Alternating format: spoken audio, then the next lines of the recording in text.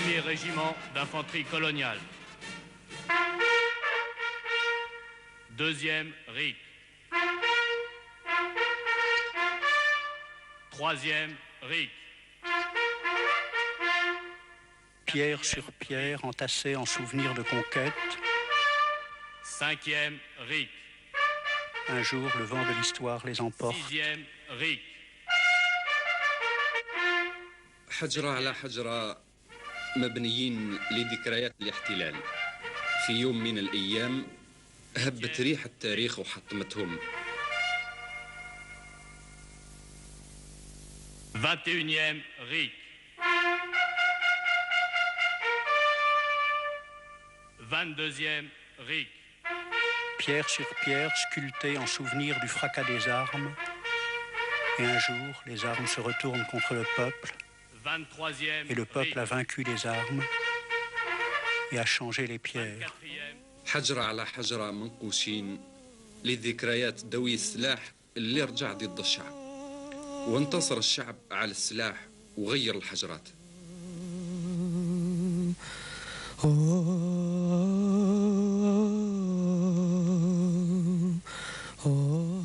Pierre sur pierre, nous avons bâti au-dessus de notre ville pour la révolution de novembre, en souvenir, non pas dalles pesantes pour écraser les martyrs dans l'oubli, mais vrilles de pierre du sol au ciel. حجرة على حجرة بنينا مدينتنا من أجل ثورة نوفمبر بدون إسمنت حتى ما ننساش الجبال. مدينتنا بنيناها من الحجر من الأرض للسماء.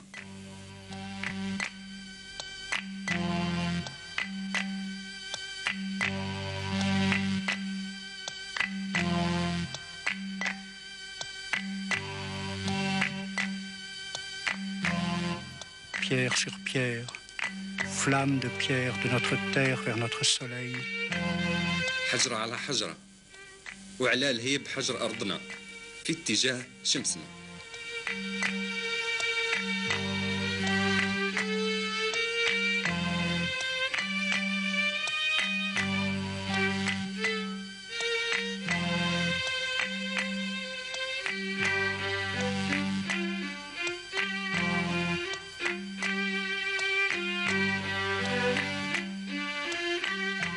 Non pierre fossile de la mémoire, mais lente danse du souvenir.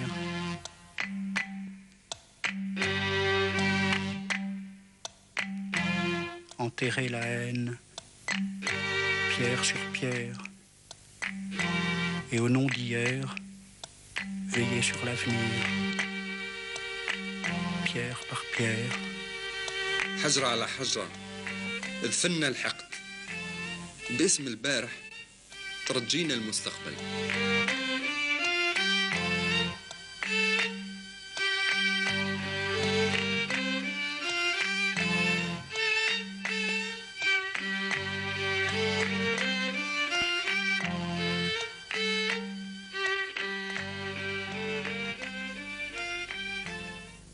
Difficile de se promener dans Alger sans trouver des gens qui veulent dialoguer. Et ici, il y a devant moi Ismet. Alors Ismet, qu'est-ce que tu veux, toi? Alors moi, j'ai l'idée de créer un dialogue entre jeunes Français et jeunes Algériens. Alors ça, peut-être par l'intermédiaire, en passant par le truchement d'un lycée. Alors on fait ça, de lycée algérien qui parle à un lycée français, dans le but de mieux nous connaître, d'améliorer nos relations. Et je vois pas pourquoi maintenant il y aurait de problèmes.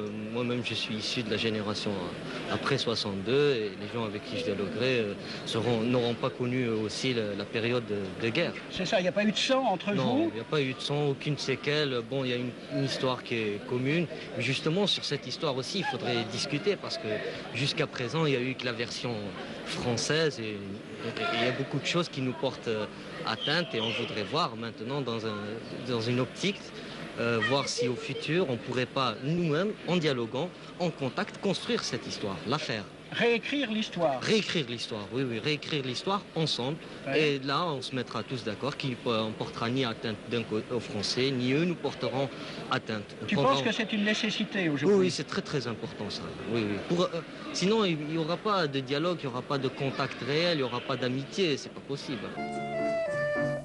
Mouloud Feraoun, Robert Aymar, Ali Amouten, Marcel Basset, Max Marchand, Salah Ould Daoudia. En 1962, ils essayaient d'écrire ensemble une histoire de la conquête de l'Algérie respectant la dignité des deux peuples, une histoire fraternelle. C'est cette fraternité que l'OAS refusait. C'est pour ce crime qu'elle a ici assassiné ces 6 hommes.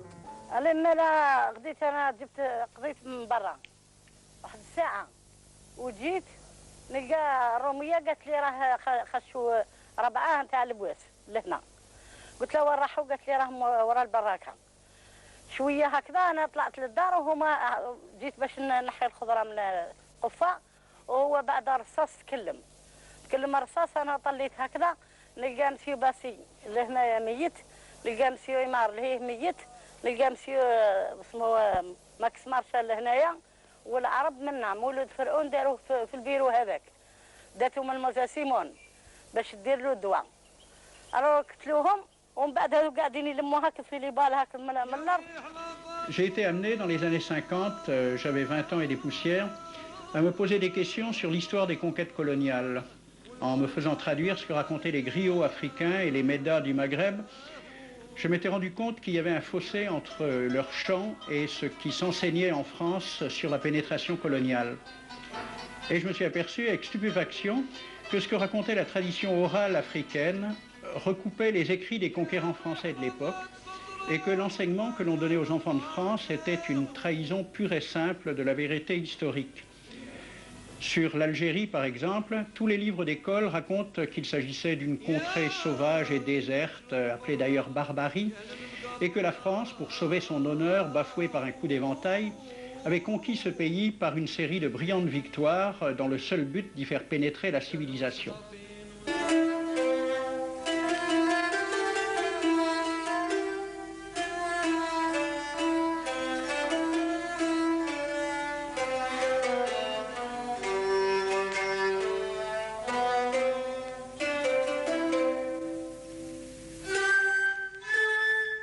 Aujourd'hui, j'ai trouvé à Alger un photographe algérien qui a entrepris de mettre en lumière ce qu'était Alger avant la conquête, en se servant uniquement de dessins et croquis de voyageurs de l'époque.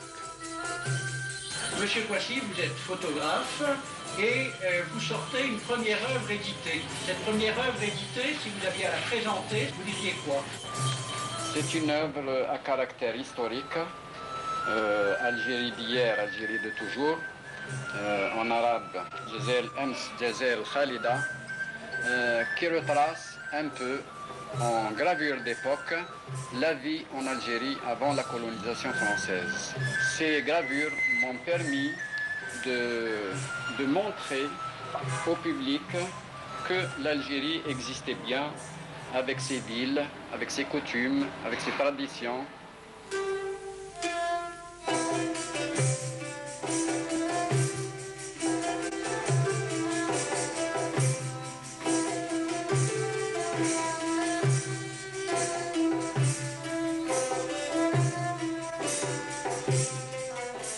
Avant de faire ce livre, j'ai organisé plusieurs expositions à travers l'Algérie, avant l'indépendance, à l'extérieur, dans les pays maghrébins, en France même, en Europe.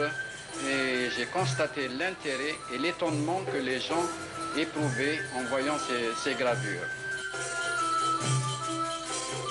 Ce livre appuie d'une façon modeste, bien sûr, l'idée que l'Algérie était au même point que toutes les nations d'Europe.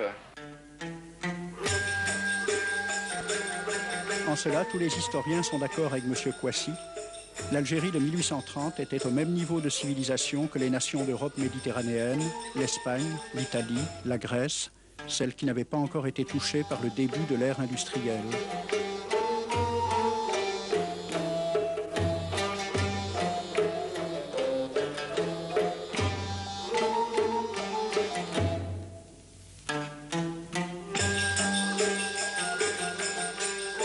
Ces documents faits par des Français, par des Hollandais, par d'autres artistes européens n'ont jamais été diffusés à grande échelle. Parce que, justement, ça montrait que l'Algérie existait, malgré ce que nous avions appris à l'école française pendant la colonisation, que l'Algérie était un pays de marécage. C'est des documents qui retracent tout de même une vie réelle. Je pense que c'est l'honnêteté, que c'est un rétablissement normal de la vérité.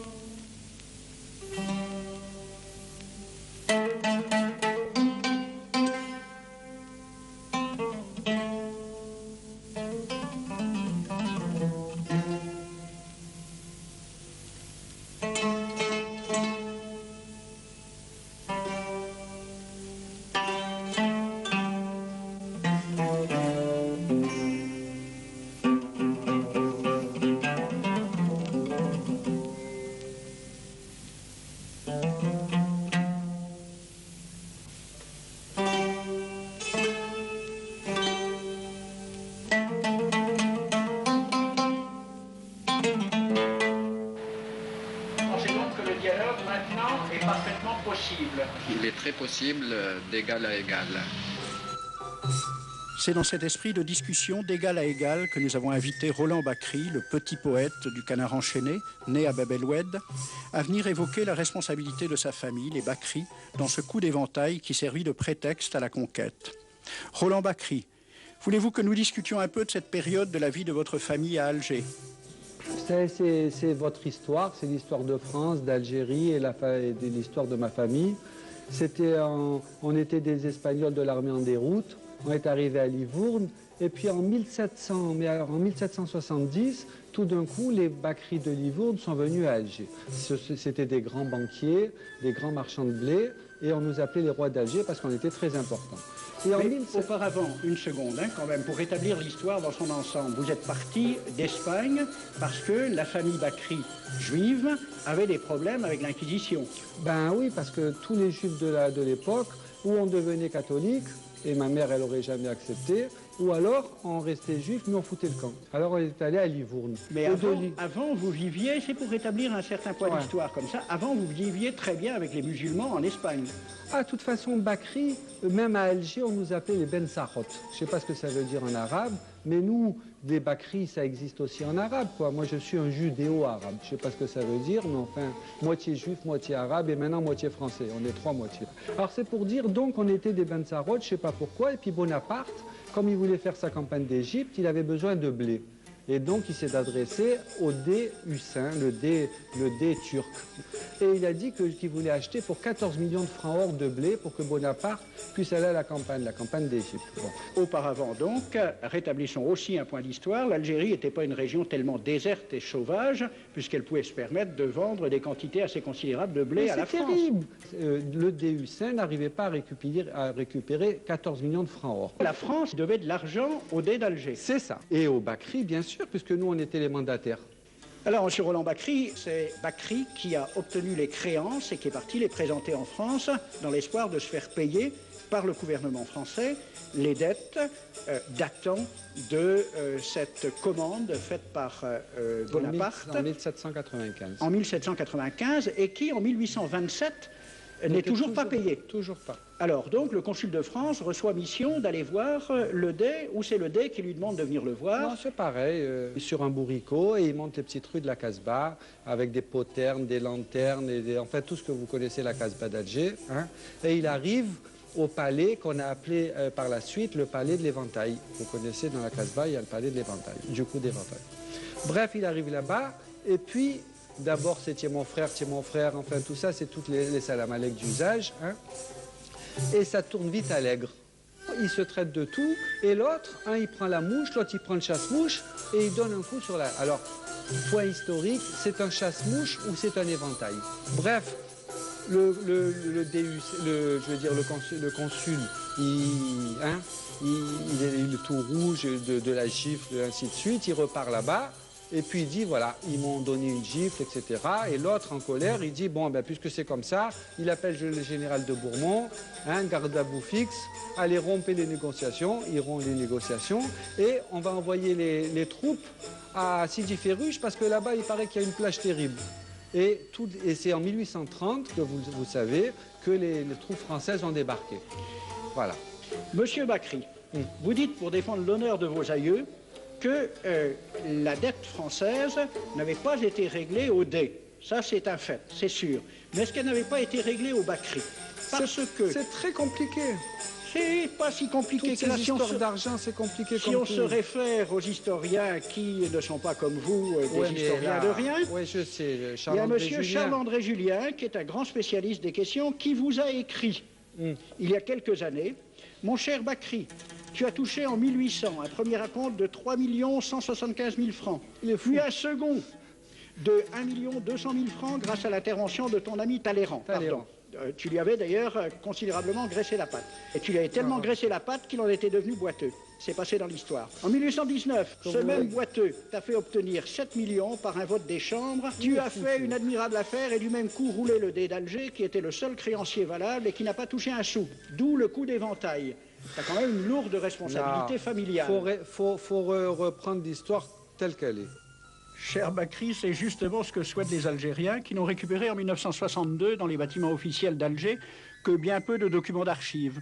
Ces quelques documents et les recherches d'historiens permettent déjà d'établir que même si Joseph Bakri, en gardant à son compte les sommes qui lui furent versées pour régler une partie des dettes françaises au dé, a une grande responsabilité dans le coup d'éventail, ce coup d'éventail ne fut guère qu'un prétexte. Le roi de France, Charles X, avait besoin de reprendre en main son armée. Il a pensé qu'une expédition sur Alger lui permettrait de donner à ses militaires gloire et butin.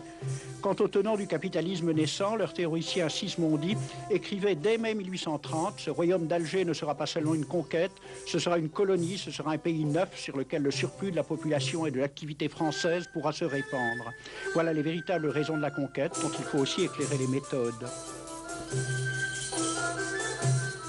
Alors j'ai pris des documents à la Bibliothèque nationale à Paris, des témoignages des conquérants de l'époque, des conquérants français. D'abord, des extraits du bréviaire que l'on avait remis aux officiers et soldats qui s'en allaient en Afrique. Cela s'appelait « Aperçu historique, statistique et topographique sur l'état d'Alger ». Voici quelques-uns de ces extraits. Ces contrées sont des terres vacantes, abandonnées aux mauvaises herbes par la paresse et l'indolence des morts. Les femmes du pays sont livrées par la paresse des Arabes, qui passent toute leur vie à fumer, à la turpitude de mœurs extrêmement relâchées. Elles n'ont pas de religion. Beaucoup doutent qu'elles aient une âme immortelle et croient qu'elles ne sont faites que pour la reproduction. Le climat aidant, les femmes sont nécessairement disposées au plaisir. Alors, allez-y, des terres vacantes et des femmes consentantes qui n'attendent que les soldats français. Et puis, à côté, j'ai vu d'autres documents qui marque l'étonnement des officiers français qui débarquaient en Afrique. C'est Campagne d'Afrique en 1830 par un officier du corps expéditionnaire. Cette terre, qu'on avait présentée comme sauvage et inhabitée, est couverte de jolies maisons de campagne entourées de jardins. Toutes sont bâties sur des hauteurs dont les mouvements onduleux contrastent tout à fait avec l'aridité des côtes de Provence. La végétation y est superbe, et partout des sources et des courants d'eau fécondent la terre. Les fruits y sont en abondance. Un grand nombre d'aqueducs amènent les eaux jusqu'à la capitale. Et le maréchal Bugeaud lui-même. J'ai reconnu que l'Algérie produit beaucoup de grains, une immense quantité de bétail. L'immensité des terrains ensemencés atteste l'existence d'une population beaucoup plus nombreuse qu'on ne le pensait. Le commandant Claude-Antoine Roset, dans Voyage dans la Régence d'Alger en 1833. Presque tous les hommes savent lire et compter. En France, on compte à l'époque 40% d'analphabètes. Ainsi, les soldats qui débarquent sont en général moins instruits que les sauvages qu'ils viennent civiliser. Le ministre de la guerre de l'époque, il s'appelait Girard. Il faut se résigner à refouler au loin, à exterminer même la population indigène. Le ravage, l'incendie, la ruine de l'agriculture sont peut-être les seuls moyens d'établir solidement notre domination. Savary, duc de Rovigo. Apportez des têtes, bouchez les conduites d'eau avec la tête du premier bédouin que vous rencontrerez, au nom bien sûr de la civilisation. Christian, dans l'Afrique française, un détachement de l'armée parti d'Alger surprend la tribu désarmée des Olifia et massacre sur le champ tous les hommes, femmes, enfants, sans distinction. On parlera de 12 000 morts. Les troupeaux raflés aux Olifia seront vendus au consul du Danemark. Quant au reste du butin, il fut exposé au marché de Babazoun. On y voyait des bracelets de femmes, encore attachés à des poignets coupés, et des boucles d'oreilles pendant à des lambeaux de chair, au nom de la civilisation. Le colonel François de Montagnac. Selon moi, toutes les populations qui n'acceptent pas nos conditions doivent être rasées. Tout doit être pris, saccagé, sans distinction d'âge et de sexe. L'herbe ne doit plus pousser là où l'armée française a mis le pied. Saint-Arnaud, il était commandant et c'était aussi un mari très attentionné. Il écrit à sa femme « Chère Louise, je suis bivouaqué par une chaleur de 40 degrés au milieu de 20 villages superbes qui ne se sont jamais bien soumis. Je leur ai donné jusqu'à ce soir pour payer les impôts et les amendes que je leur inflige. S'ils ne s'exécutent pas, j'enverrai 3 colonnes brûler tout. » En juin 1845, la tribu des Ouled Riha, chassée de ses douars par les détachements incendiaires du colonel Pélissier, se réfugie dans des grottes de montagne. Ordre du maréchal Bugeaud. Si ces gredins se retirent dans leurs cavernes, imitez Cavaignac aux Béha, fumez-les à outrance comme des renards. Voici le récit d'un témoin, français bien sûr. Voir au milieu de la nuit, à la faveur de la lune, un corps de troupes françaises occupé à entretenir un feu infernal. Entendre les sourds gémissements des hommes, des femmes, des enfants et des animaux, le craquement des rochers calcinés s'écroulant. Le matin, quand on chercha à dégager l'entrée des cavernes, gisaient des bœufs, des ânes, des moutons. Parmi les animaux, entassés sous eux, on trouvait des hommes, des femmes, des enfants. J'ai vu un homme mort, le genou à terre, la main crispée sur la corne d'un bœuf. Devant lui était une femme tenant son enfant dans ses bras. Cet homme avait été asphyxié au moment où il cherchait à préserver sa famille de la rage de cet animal. On a compté 760 cadavres. Le 8 mai 1845, Saint-Arnaud découvre 500 Algériens qui s'abritent dans une grotte entre Ténès et Mostaganem. Saint-Arnaud ordonne à ses soldats de les emmurer vivants. Il écrit « Je fais boucher hermétiquement toutes les issues et je fais un vaste cimetière. La terre couvrira à jamais les cadavres de ces fanatiques. » C'est à peu près ce qu'ont dit les Allemands en massacrant le village d'Oradour-sur-Glane. Montagnac, toujours lui, le colonel. Voilà comment il faut faire la guerre aux Arabes. Tuer tous les hommes jusqu'à l'âge de 15 ans. Prendre toutes les femmes et les enfants. Vous me demandez ce que nous faisons des femmes que nous prenons? On en garde quelques-unes comme otages. Les autres sont échangées contre des chevaux et le reste est vendu à l'enchère comme bête de somme. Toujours au nom de la civilisation. Nous rapportons un plein baril d'oreilles récolté pair à pair sur les prisonniers. Il contient même celle d'un de nos 58 gendarmes morts de maladie. 2 pièces de 100 sous ne sont pas à dédaigner. Le maréchal Soult, ministre de la guerre, répondant à des questions à la Chambre des députés. En Europe, un tel acte serait horrible et détestable. En Afrique, c'est la guerre même. C'est la guerre même, c'est du moins ce que dit le ministre français, mais en face, voici un décret pris par l'émir des Arabes, l'émir Abdelkader. Tout Arabe qui amènera vivant un soldat français recevra pour récompense la somme de 8 douros. Tout Arabe qui aura un Français en sa possession sera tenu de le bien traiter et de le conduire le plus promptement possible, soit devant le califat, soit devant l'émir lui-même. Dans le cas où le prisonnier aurait à se plaindre de mauvais traitements, l'Arabe n'aura droit à aucune récompense. À la lecture de ce décret, question d'un soldat algérien, quelle récompense pour un prisonnier vivant? L'émir répond 8 douros. Et pour une tête coupée, l'émir répond 25 coups de bâton sur la plante des pieds. De quel côté était la civilisation? J'ai donc fait ce film avec les citations et des dessins et gravures qui étaient à la Bibliothèque nationale à Paris. Et j'ai proposé le film à la Ligue de l'enseignement pour qu'il soit projeté dans les lycées et collèges de France et de Navarre. La Ligue de l'enseignement l'a refusé avec cette appréciation. Quoique très correctement réalisé et basé sur des documents indiscutables, ce film va à l'encontre de toutes les idées qui servent de base à l'enseignement de la pénétration française en Afrique du Nord, ce qui rend sa diffusion impossible. C'était reconnaître que l'enseignement n'avait pas pour but l'éducation, c'est-à-dire l'ouverture vers la réalité, mais l'endoctrinement au service d'une idée politique, ici le colonialisme. C'est cet enseignement, cette information de type colonial dont les Français ont été abreuvés qui a contribué à creuser le fossé en gommant toutes les luttes menées par les Algériens dont le combat ne s'est pas arrêté avec l'exil d'Abdelkader.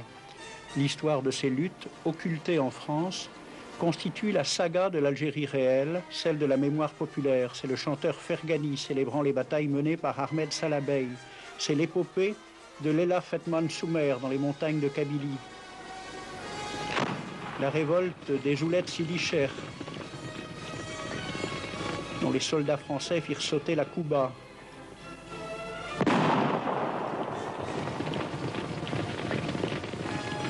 Une trame de levée populaire, d'embuscade, de guérilla remettant 100 fois en cause la conquête.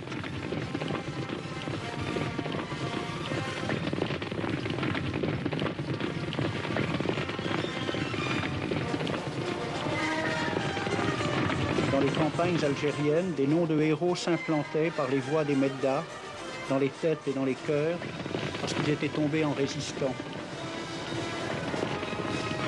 Côté français, ils étaient simplement cités comme bandits liquidés par les armées de pacification.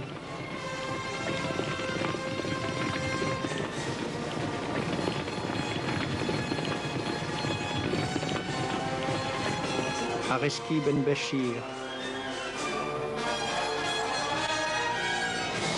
Abdoun Ben Ahmed Ben Saïd, Kaddour Ouziane El Kalaï, Yacoub Ben Soltan, Sisliman, El Mokrani. Des jalons d'une longue histoire. À chaque levée populaire, la répression s'abattait, l'administration coloniale confisquait de nouvelles terres, y implantait de nouveaux colonisateurs.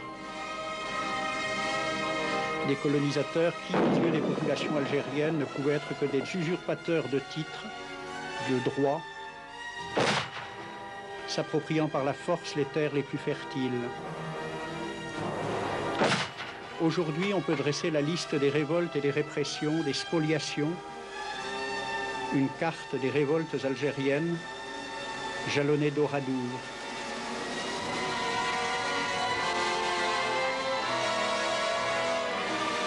Mais la seule carte que connaissaient à travers les écoles les enfants de France, c'était la carte économique de l'Algérie.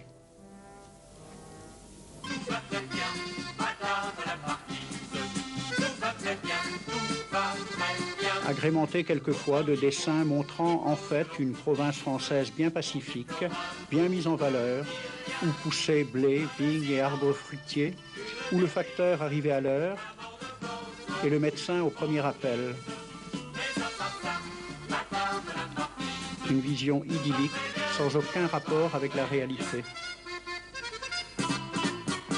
C'est l'autre aspect de l'histoire restée vivace dans les mémoires populaires, que des peintres algériens ont collectivement entrepris de mettre en image, depuis les révoltes contre les conquérants romains jusqu'à la révolution qui amena l'indépendance. Le collectif pictural a été placé sous la direction de Mohamed Issiakem, peintre algérien internationalement connu pour son talent, et connu aussi en Algérie pour son esprit anticonformiste.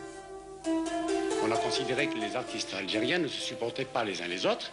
Nous leur donnons ici même la preuve qu'ils peuvent écrire leur histoire ensemble. Vous les voyez bien tous, tellement différents les uns des autres qu'on ne le sent même pas.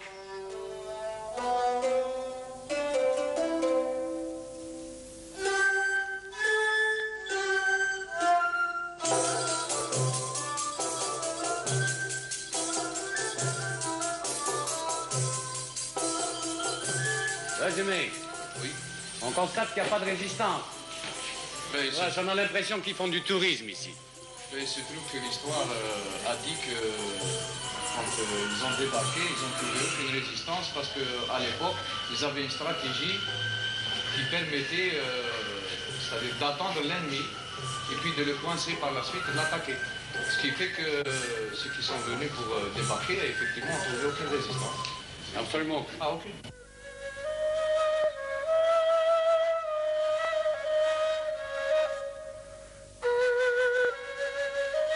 Votre Autrement dit, Le vous 17 êtes en train maintenant de rendre à l'Algérie toute une image qui lui a été confisquée par le colonisateur. Absolument, absolument. Et sans haine.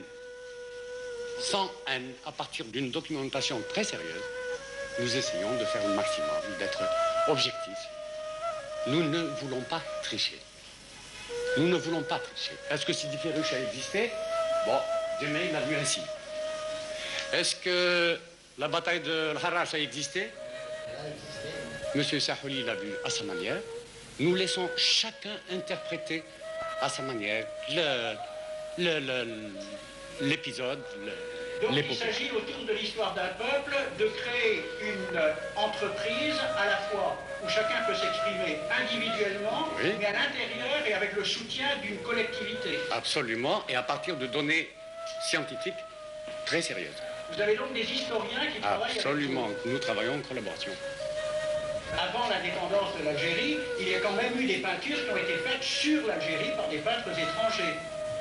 Bon, si vous voulez nous ramener à un petit peu aux orientalistes, aux orientalaneries, parce que vous savez, moi je suspecte tout ce qui a été fait par les orientalistes. Sincèrement. On les appelle orientalistes, je me demande pourquoi d'ailleurs. C'était peut-être des touristes, ils appartenaient à une collectivité, peut-être. Bon, ils ont essayé d'imaginer certaines batailles, mais ils ne les ont pas vécues. Ce sont des informations suspectes qu'ils ont recueillies chez... Je ne les appelle même pas des envahisseurs. Mais notre histoire doit être de toute manière racontée, et je ne vois pas pourquoi les artistes ne se réuniraient pas à partir des apports des historiens, pourquoi ils ne raconteraient pas leur histoire. Et je vous dis, cette histoire se raconte très simplement. Et si de temps en temps vous avez un petit drapeau bleu, blanc, rouge, c'est tout simplement parce que le drapeau bleu, blanc, rouge représente l'envahisseur, le colonisateur. Il avait un drapeau bleu, blanc, rouge.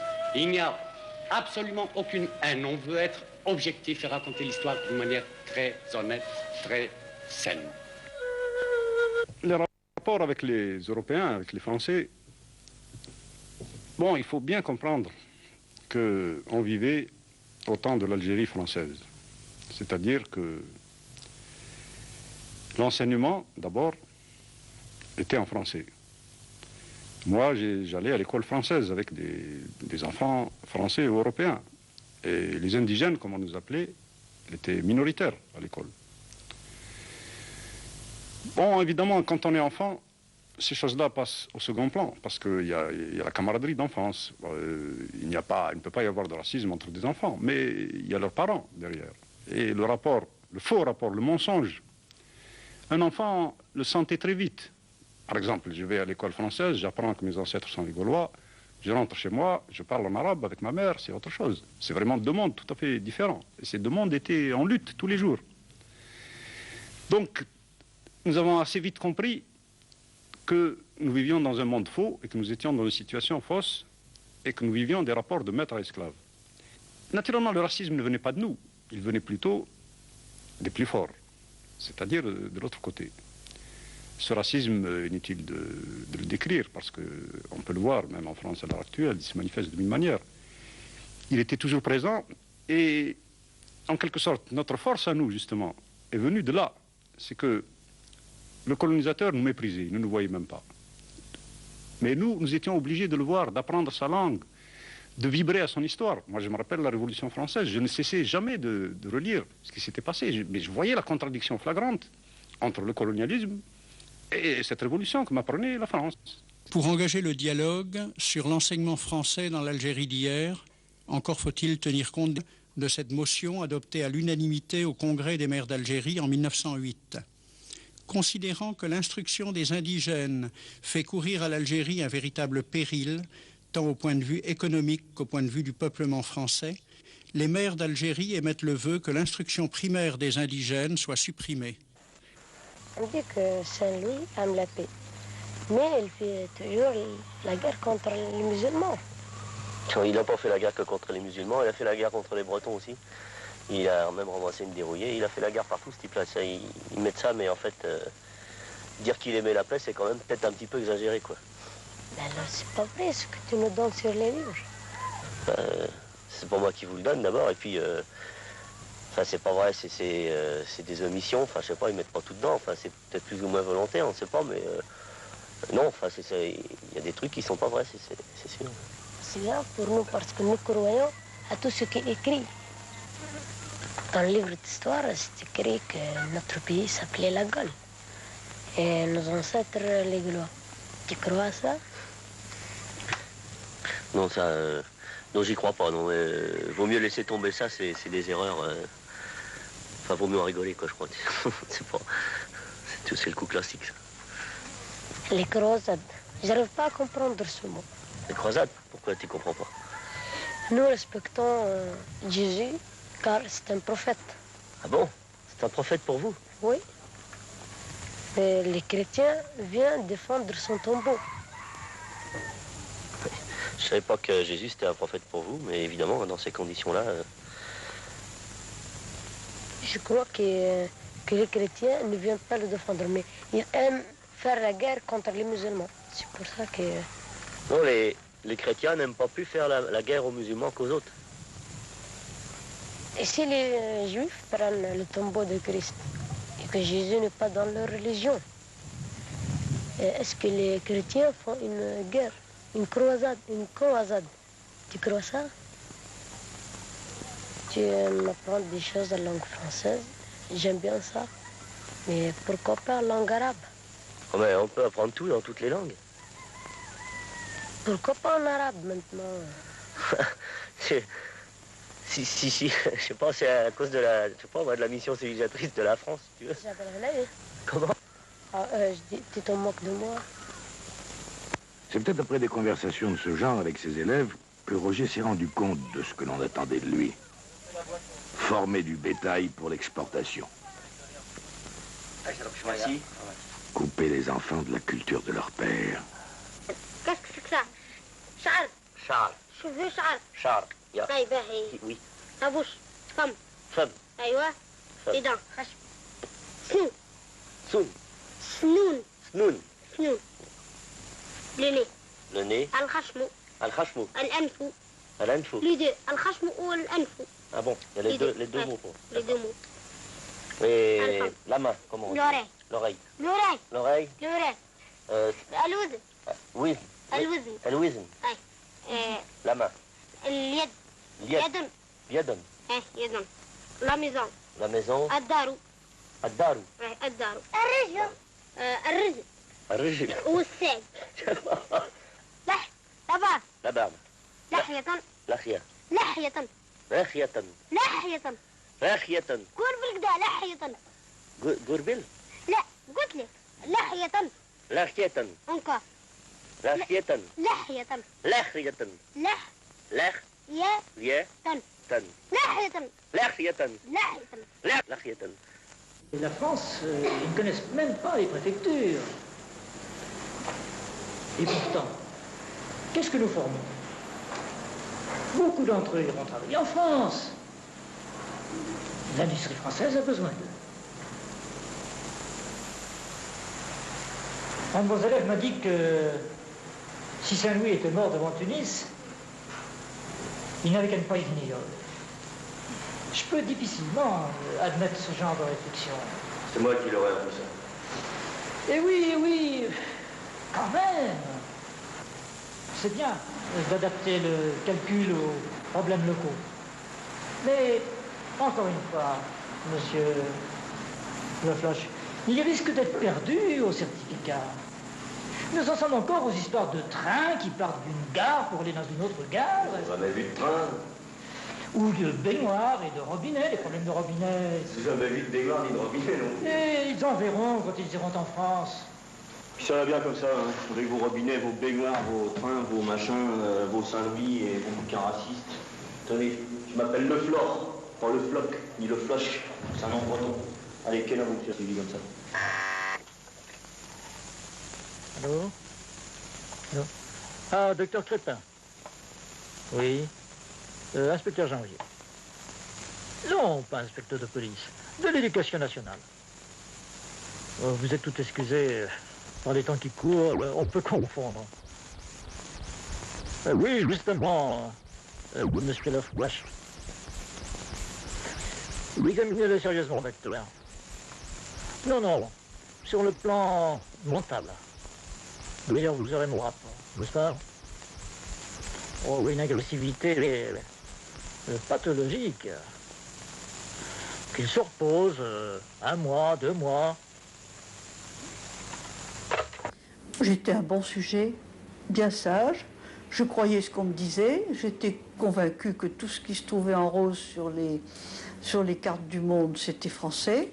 Et j'ai été extrêmement scandalisée lorsque j'ai appris que des gens qui vivaient sur ces cartes, sur cette partie rose de la carte, n'avaient pas exactement le même passeport que moi. L'avion régulier d'Air France a contribué dans une certaine mesure à la décentralisation littéraire en amenant à Biskra les membres du jury du Grand Prix des 4 jurys venus décerner en Algérie une récompense enviée. Bien qu'ils ne soient pas candidats au prix, les Aïssaouas font preuve d'un talent que possèdent rarement les écrivains. La littérature algérienne,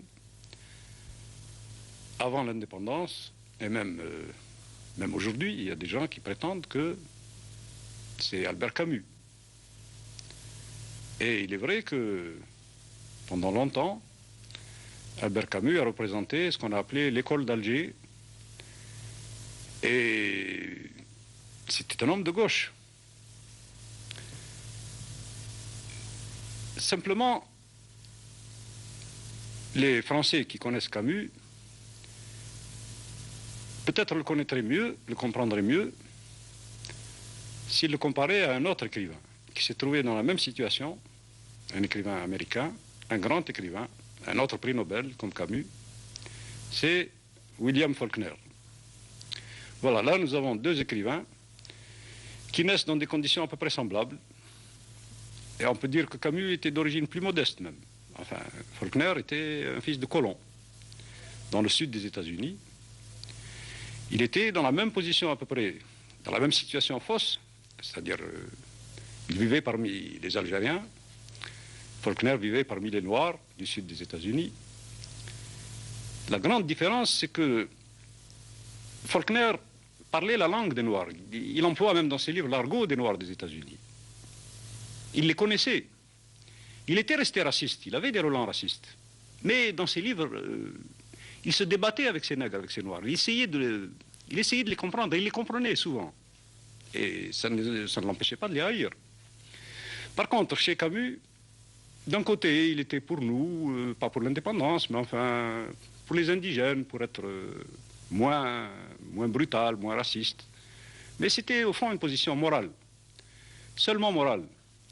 Parce que dans l'œuvre de Camus, on peut voir facilement que les plus belles pages de Camus, c'est quoi? C'est Tipaza, c'est la plage, c'est le paysage, l'Algérie est belle, mais il n'y a pas de peuple, on ne voit pas le peuple algérien. Dans les livres de Camus, le peuple algérien est pratiquement inexistant.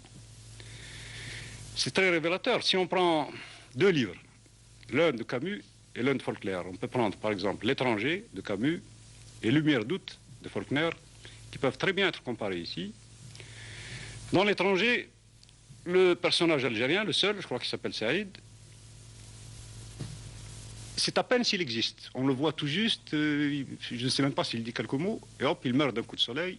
Plus de Saïd, plus d'Algériens, et tout le reste, c'est l'Algérie française, c'est pas l'Algérie.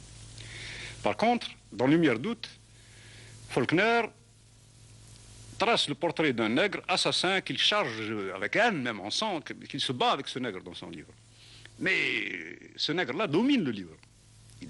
Là, on sent vraiment un travail d'écrivain, un grand écrivain, parce qu'il savait de quoi il parlait. Et le grand malentendu, c'est ça, justement, ici en Algérie. Il était impossible, surtout aux écrivains, il y a peut-être eu des exceptions, mais dans l'ensemble, ça reposait avant tout sur une illusion, un malentendu, une situation fausse, puisque Camus vivait toujours parmi les Européens. Il n'avait aucune ouverture, et je dirais même on pourrait l'accuser, mais il ne faut pas non plus tomber dans une autre position morale. En fait, il n'y avait pas la curiosité la plus élémentaire pour la vie de ce peuple, pour sa langue. Sa vision du peuple algérien était une vision très rudimentaire, très lointaine. Et par là même, ça a infirmé son œuvre. Et on l'a vu d'ailleurs très curieusement pendant la guerre d'Algérie. Alors pendant la guerre d'Algérie, il a eu une position morale assez courageuse, puisque les pieds noirs lui ont jeté des tomates, ils voulaient même le tuer. Bon, c'est vrai. Mais de notre côté, à un moment donné, lorsqu'il a eu le prix Nobel, il a eu une parole révélatrice. Et à un moment donné, juste après la remise du prix, il y a eu une conférence, il y avait des journalistes. On lui a posé la question, parce que sa mère était encore ici. Sa mère était encore en Algérie pendant la guerre. Et il en est arrivé à dire, moi, si je dois choisir entre l'Algérie et ma mère, je choisis ma mère. Et à ce moment-là, dans la salle, il y a justement un nommé Saïd, comme le personnage qu'il a tué dans son roman, c'est très curieux. C'est un travailleur algérien qui travaillait là-bas, en Suède, qui se trouvait dans le public et qui lui a dit, moi, je ne ferai pas la différence entre l'Algérie et ma mère. C'est-à-dire, quand on se sent algérien, on ne reviendrait pas à l'idée, il ne pourrait pas venir à l'idée d'un Algérien de dissocier sa mère de l'Algérie. Voilà, le drame, il est là. C'est pourquoi, bon, il faut quand même que les Français comprennent une fois pour toutes que la littérature algérienne, c'est pas Camus, et l'Algérie n'est pas française. Et la littérature est un bon moyen de comprendre. Parler du cinéma colonial, je pense que c'est tellement facile, parce que c'est tellement pauvre, tellement inexistant. Je crois que d'ailleurs c'est le thème un peu de l'émission, la négation d'un peuple par l'image. Les quelques films qui existent sont connus, que ce soit Pépé le Moko, que ce soit le remake de Pépé le Moko Casbah, que ce soit les films sur la Légion. Il n'existe que 2 livres traitant de ce sujet, c'est Caméra sous le soleil et le cinéma colonial. Bon, on retrouve les mêmes choses, des lieux communs, à savoir l'arabe fuyant, traître, vu de loin, jamais précis, toujours comme une ombre, ou l'arabe avec un couteau, tuant par derrière, ou alors l'arabe, quand il arrive dans un souk ou il arrive dans un marché, il crie. Il y a une foule d'arabes et ça crie, ils ne parlent pas, ces gens-là, ils crient seulement. Bon. Ça, c'est malheureusement, malheureusement bien sûr, mais c'est logique dans un système colonial, c'est tout ce qui existe comme image de cette période. Mais il y a quand même, dans Pépé le Moko, il y a quand même l'image d'un arabe. Oui, c'est un second rôle, mais... Voilà, c'est un traître. C'est un traître, c'est le billard, comme on dit en arabe, c'est l'agent et... On prend un livre français, spécialement un dictionnaire, qui est le reflet de la civilisation, et même on pourrait trouver notre image à nous que nous donnent les Français. Quand on regarde, on prend par exemple le mot sémite, qui est assez révélateur. Alors, je prends le livre, le dictionnaire. Tout le monde sait ce que c'est que sémite. Alors tout le monde sait ce que c'est que sémite. Alors je reprends parce que j'ai l'impression que les gens ne savent pas ce que c'est. Alors sémite, dans le dictionnaire, dit Sem, fils de Noé, nom donné aux membres d'un ensemble de peuples du Proche-Orient parlant actuellement ou ayant parlé dans l'Antiquité les langues sémitiques. Les plus importants des peuples sémites, anciens ou modernes, sont les Acadiens, les Amorites, les Aramais, les Phéniciens, les Arabes et les Hébreux. Les Arabes et les Hébreux, oui. Donc, alors maintenant, on va voir qu'est-ce que veut dire le mot antisémite, qui pour nous veut dire opposé. On est bien d'accord sur ce plan-là. Bon, on va voir ce qu'en pense le dictionnaire. Alors, pour le mot antisémite, alors la définition est très courte, hein, c'est étrange, c'est hostile aux juifs. Alors, puisque être antisémite, c'est être hostile aux juifs. Alors, qu'est-ce que serait être hostile à l'arabe?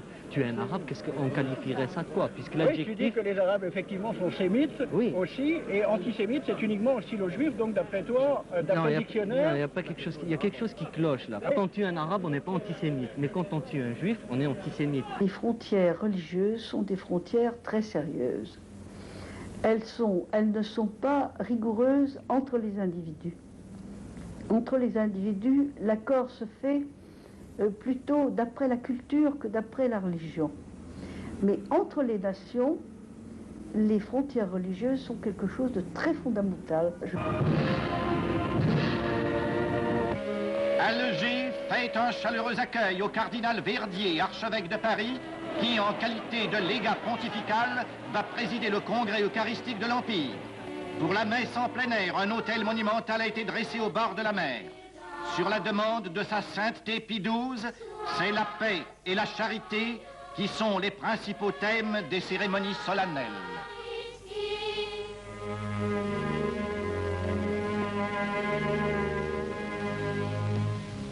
connais énormément de mariages mixtes, très heureux, entre Français ou Françaises et Algériens ou Algériennes.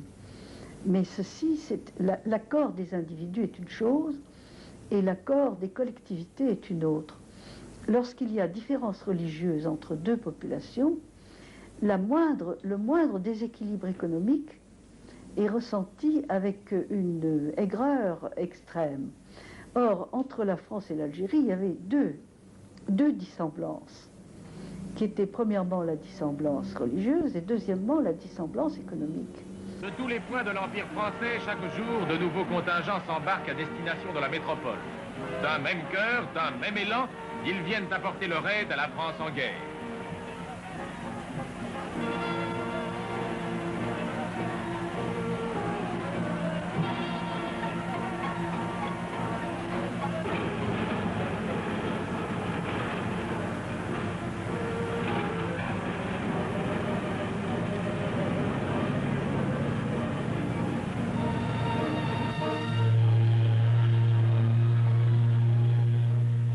La guerre, c'est le rationnement.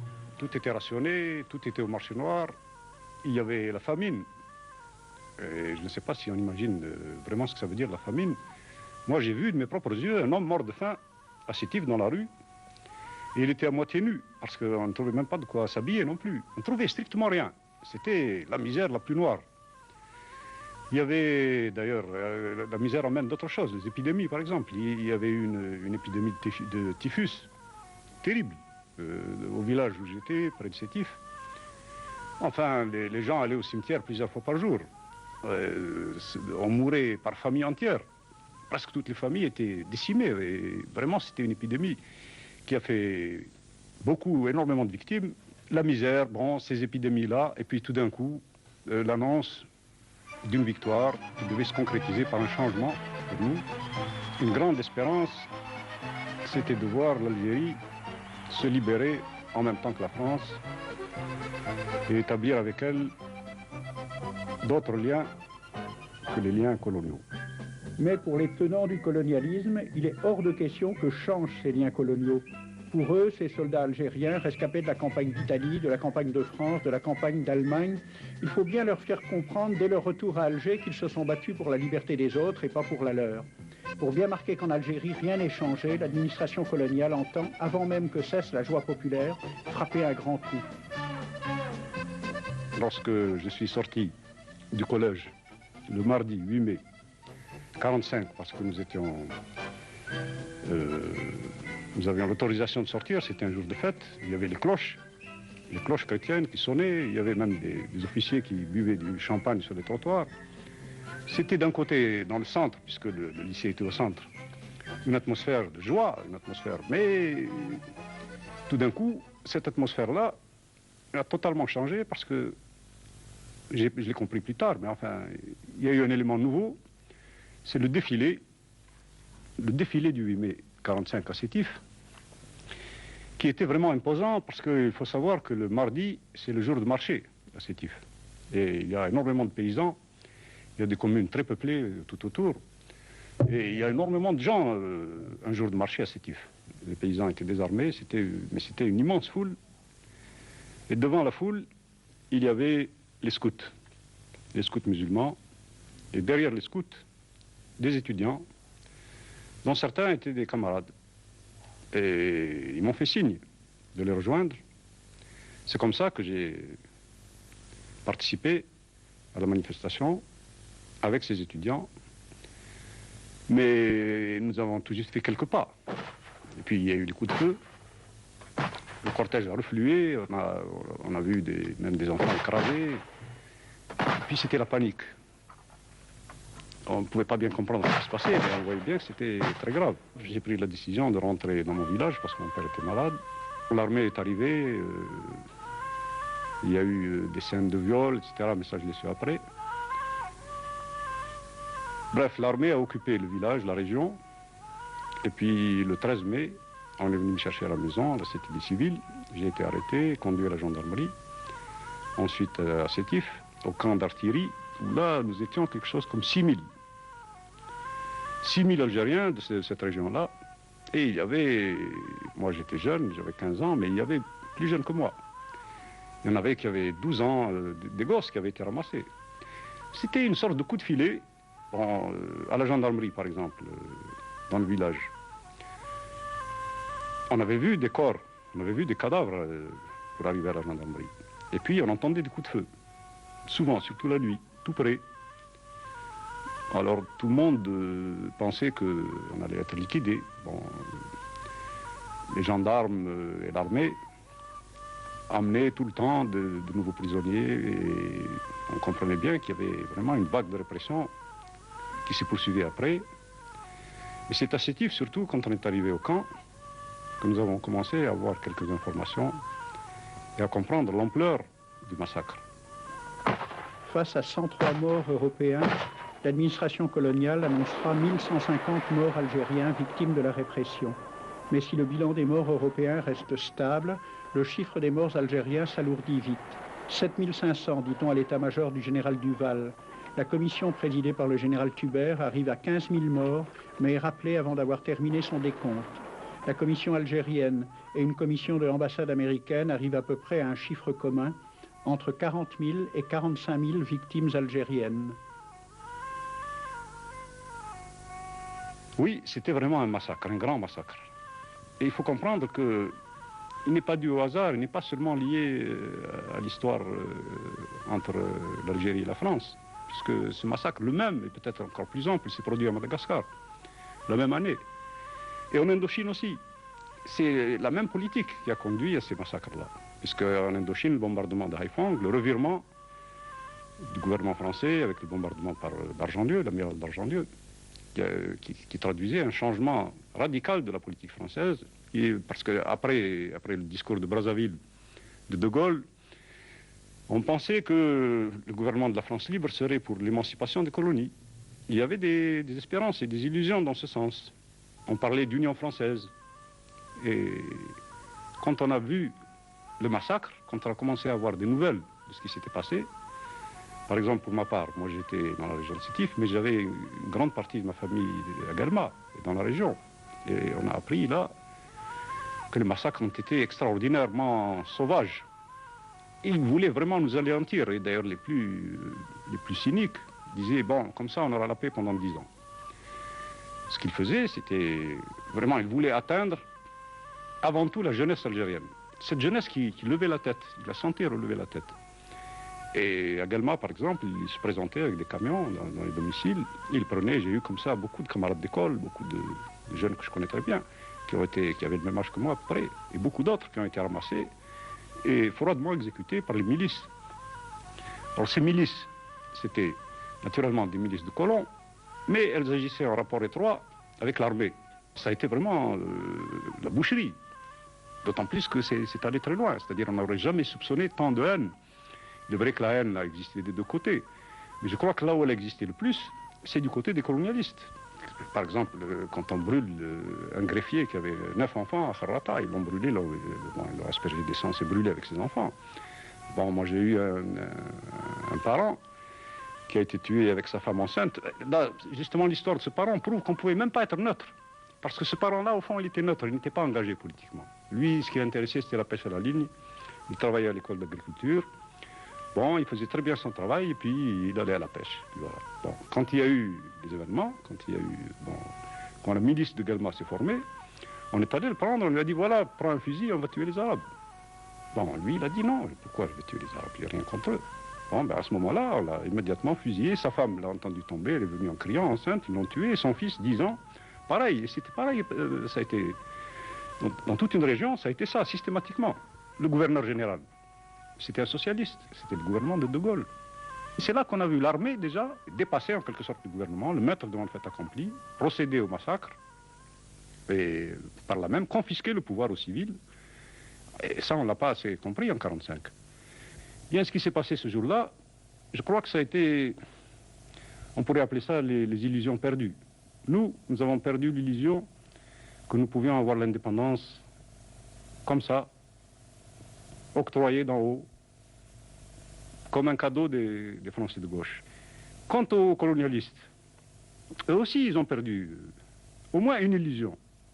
Parce qu'ils pensaient que par ce grand massacre, ils auraient la paix pendant 10 ans.